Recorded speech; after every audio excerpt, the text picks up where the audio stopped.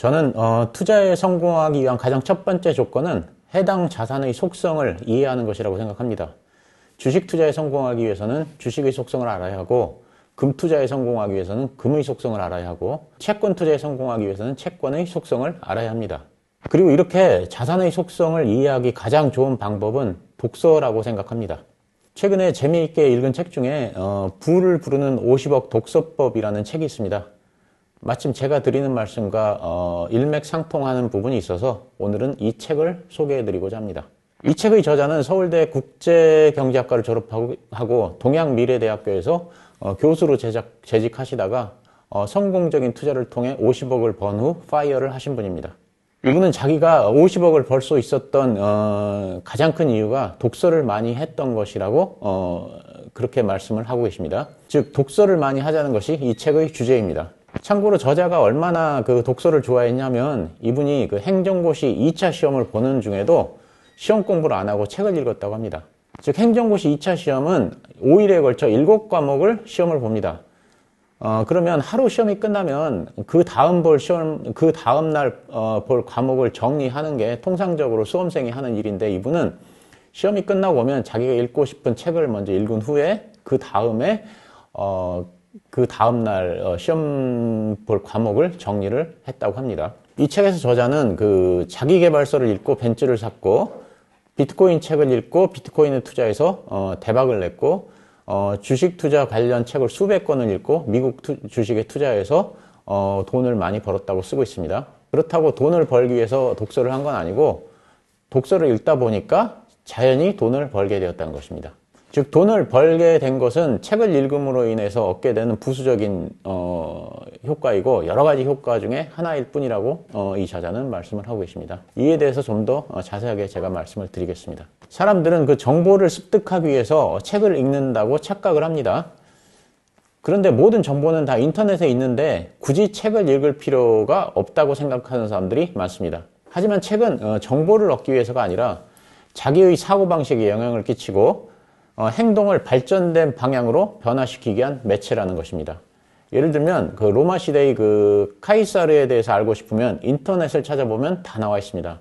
하지만 로마인 이야기라는 책을 읽었을 때 그 카이사르에 대해서 느끼는 매력을 인터넷으로는 찾아볼 수가 없습니다. 즉 감정과 감동을 일으키는 것이 책인데 인터넷에서는 이런 것이 없다는 것입니다.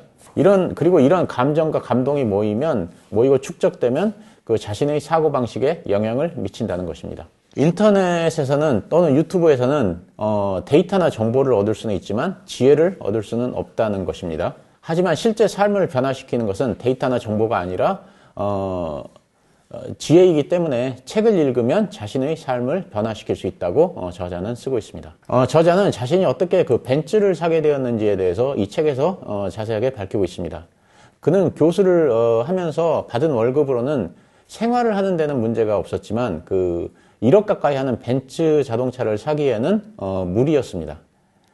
그런데 저자는 다양한 책을 읽으면서 머리를 식힐 겸 가끔 읽는 책이 있었는데 그 책은 자기계발서였습니다. 가끔 책을 읽었지만 원체 책을 많이 읽다 보니까 수십 권의 그 자기계발서를 읽었다고 합니다.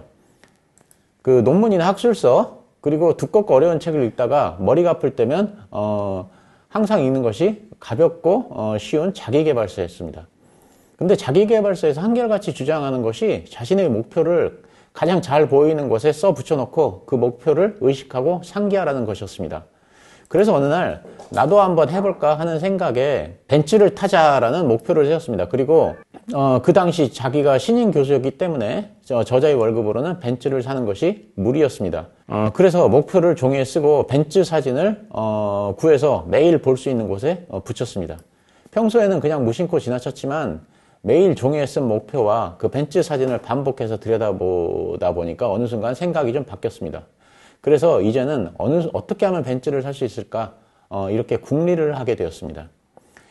즉 이전에는 그냥 벤츠를 사고 싶다 이런 생각뿐이었는데 목표를 세우고 나니까 이제는 어떻게 하면 살 수 있을까로 생각이 바뀌었습니다. 그래서 그 방법을 궁리하게 되었습니다. 그래서 벤츠를 살 수 있는 다양한 방법을 궁리하게 되었고, 저축만은 어려우니까 1억을 만들 수 있는 투자법을 이용해서 투자를 해보자 이런 생각을 했습니다. 그래서 3년 만에 1억 원을 만들어서 벤츠를 샀고 이 과정을 책으로 엮어서 나는 자기계발서를 읽고 벤츠를 샀다라는 책을 썼습니다. 저자는 그 전까지는 그냥 책은 책일 뿐이고 책이 실제 생활에 영향을 미치고 삶을 바꿀 수 있다고는 생각하지 않았는데 벤츠를 사고 나서는 그게 아니라는 것을 깨달았습니다. 책에는 읽는 사람의 그 사고방식과 삶을 바꿀 수 있는 힘이 있다는 것을 알게 되었습니다. 저자는 2013년 서점을 둘러보다가 넥스트머니 비트코인이라는 책을 발견하고 이 책을 읽었고 그래서 비트코인을 사야겠다고 마음을 먹었습니다. 비트코인이 앞으로 오를 것이라는 확신이 들었습니다. 근데 그 당시에 우리나라에서는 비트코인을 살 수가 없었습니다. 그래서 2014년까지 1년을 기다렸다가 개당 50만 원에 1000만 원어치, 즉 비트코인을 20개를 샀습니다. 자, 비트코인을 살 결정적 이유는 공급이 2100만 개로 한정되었다는 것이었습니다. 그런데 이런 정보는 인터넷에서도 얼마든지 찾을 수 있는 그런 정보였습니다.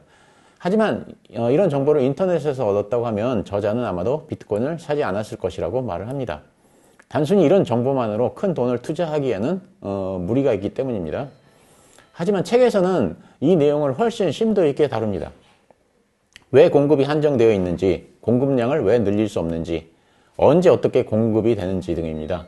신문기사로 읽을 때는 2100만 개가 생산된다는 것을 공감할 수 없었지만 책으로는 그 사실을 실제 몸으로 공감할 수가 있었습니다. 공급이 한정이 되면 약간의 수요만 따라줘도 그 상품 가격은 오릅니다. 그래서 비트코인을 사두면 오를 것이라는 확신이 들었습니다. 그렇다고 이 넥스트머니 비트코인이라는 책을 읽은 사람들이 모두 비트코인을 사는 것은 아닙니다. 구매로 연결되는 것은 기반 지식이라고 생각한다고 저자는 말합니다. 비트코인 공급량이 2100만 개로 고정되어 있다는 것의 의미를 제대로 이해해야 구매로 연결이 됩니다. 이 의미를 제대로 알기 위해서는 경제에 관한 지식, 상품과 가격에 대한 지식이 받쳐줘야 한다는 것입니다. 저자는 이것도 책으로 접했다고 합니다. 경제 경영 관련 책들을 읽으면서 공급과 수요에 따라 가격이 어떻게 변하는지 지식을 얻었습니다. 즉 수십 권의 책을 읽으면서 모든 지식이 유기적으로 결합된 것이고 이것이 비트코인이 구매로 직접 연결이 된 것입니다. 저자는 주식에 관한 책도 많이 읽었는데 수십 권, 수백 권을 읽다 보니까 자연히 어느 종목에 투자를 해야 하는지에 대한 판단이 나름대로 섰습니다. 즉 해외 주식에 반드시 장기적으로 투자해야 한다는 결론을 얻었고 최소 3년에서 10년까지 그대로 들고 있어야 한다는 결론을 얻었습니다. 역시 책에서 왜 유망한지 설명하는 여러 종목 중에서 그 근거가 명확하고 자기가 공감할 수 있는 그런 종목에 투자를 했습니다. 그래서 넷플릭스, 아마존, 구글, 애플 등 이런 주식에 투자를 했고 이런 것들이 큰 수익을 줘서 결국 50억 원을 벌어서 파이어를 할 수 있었다고 쓰고 있습니다. 결론적으로 책을 많이 읽으면 그 지식들이 유기적으로 결합되어 지혜가 되고 그 지혜가 투자의 지혜로도 연결이 됩니다. 투자에 초점을 맞춰 책 읽기에 대해 설명을 했지만 책 읽기가 투자에만 도움이 되는 것은 당연히 아닙니다. 책을 읽으면 경쟁력이 생기고 사회적으로 성공할 수 있고 책을 읽으면 창의성을 개발할 수 있습니다. 저자는 이 책에서 어떻게 능력이 개발될 수 있는지에 대해서 말하고 있는데 저는 이 부분에 대해서도 공감을 합니다. 하늘 아래 새로운 것은 없습니다. 사실 창작이라는 것이 기존에 있던 것을 다 응용해서 변형해서 가져온 것입니다. 소설도 그렇고 영화도 그렇고 드라마도 마찬가지입니다. 기존에 이미 존재했던 것을 합치고 변형해서 새로 만들어낸 것입니다. 저작권에는 유효기간이 있습니다. 예를 들면 1962년 이전에 돌아가신 분의 작품은 누구나 마음대로 출판하고 사용할 수 있습니다.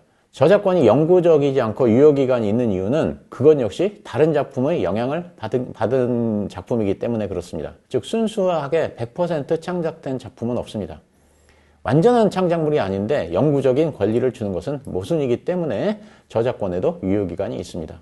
창의성 관련하여 저자는 대학교 3학년 때의 경험을 소개합니다. 그 당시 일본 경제가 승승장구하고 있었는데 일본의 성공 요인에 대한 보고서를 쓰는 것이 숙제였습니다.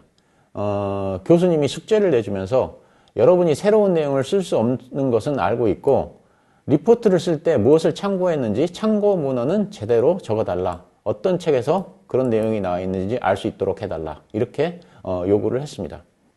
그래서 이에 대한 반발로 창의적인 리포트를 한번 써보겠다고 저자는 결심을 했습니다. 국립 끝에 일본 발전의 주요 축인 전자산업과 기계산업이 발전하는데 일본 만화가 큰 영향을 미쳤다고 하면서 서양의 로봇은 부정적이고 인간을 공격하는 데 반해 일본의 로봇은 인간 친화적이었기 때문이라고 그렇게 보고서를 썼습니다. 즉 아톰이라든가 마징가 제트, 도라에몽은 모두 인간 친화적이어서 로봇에 대한 반감이 없었고 그래서 로봇을 적극 개발하고 산업 현장에서 이용했기 때문에 일본의 IT 산업이 발달했다는 것이었습니다. 스스로 생각해도 굉장히 창의적인 논리였지만 사실 이것은 책에서 봤던 내용을 응용한 것이라고 했습니다.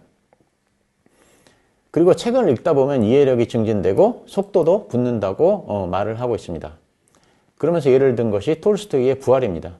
저자는 20대 초반에 이 책을 읽었을 때만 해도 재미도 없었고 잘 이해도 되지 않았다고 합니다. 그런데 똑같은 책을 군대에 가서 읽었는데 너무 재미가 있어서 책을 손에서 뗄 수도 없었고 그래서 하루 만에 이 책을 다 읽었다고 합니다.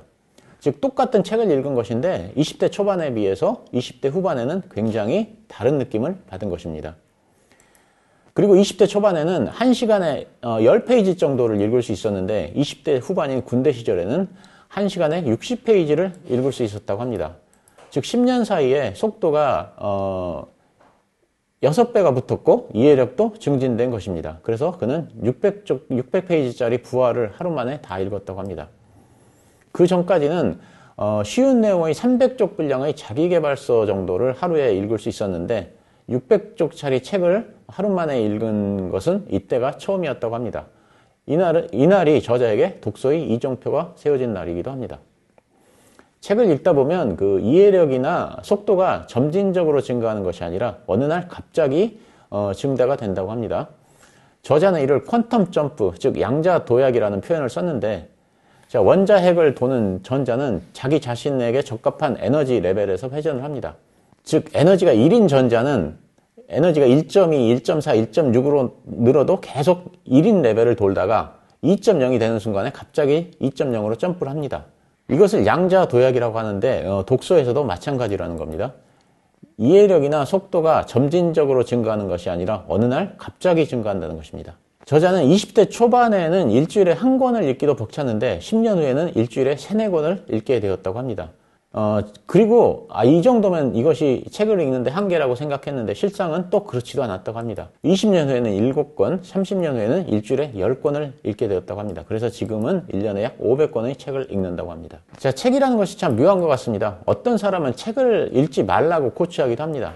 하지만 이 말은 절대 믿지 마시고 반드시 책을 읽기를 바랍니다. 책이라는 것이 여러 가지 긍정적인 효과가 있습니다. 저도 성인이 된 후에 1000권 이상의 책을 읽었습니다. 소설, 경제서, 과학서적, 특히 그 물리학 책을 많이 봤습니다. 근데 책을 읽다 보면 그 대화를 하는 그 책을 읽고서 상대방과 대화를 하다 보면 대화를 하는 그 상대방의 지식의 깊이를 자연히 알게 됩니다. 좀 신기하긴 한데 누구와도 5분만 대화를 하게 되면 그 사람의 지식의 깊이를 금방 알게 됩니다. 이건 자신이 아는 분야이건 모르는 분야이건 마찬가지입니다. 그리고 책을 많이 읽으면 글을 쓸 수 있는 능력이 생깁니다. 일본의 소설가 무라카미 하루키는 누구나 소설책 2권 정도는 쓸 수 있다라고 했습니다.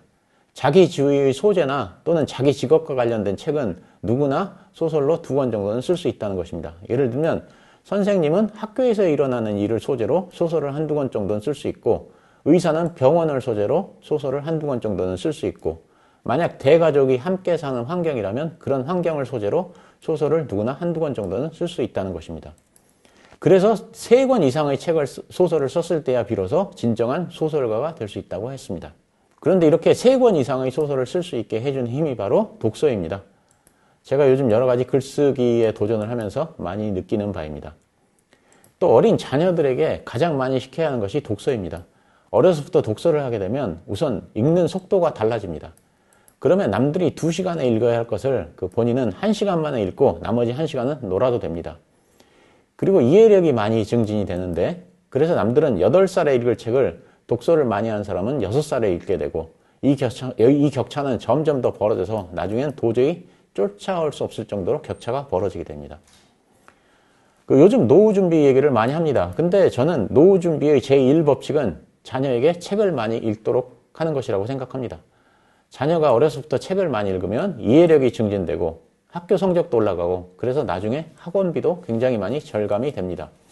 그러면 이 절감된 학원비로 저축을 해서 노후 준비를 할 수 있습니다.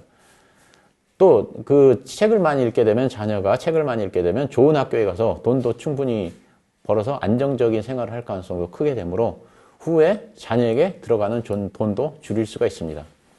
자녀에게 들어가는 돈을 줄일 수 있는 것이 노후 준비의 제1순위입니다. 오늘은 그 부를 부르는 50억 독서법이라는 책을 읽고서 독서에 대한 얘기를 간단히 나눠봤습니다. 감사합니다.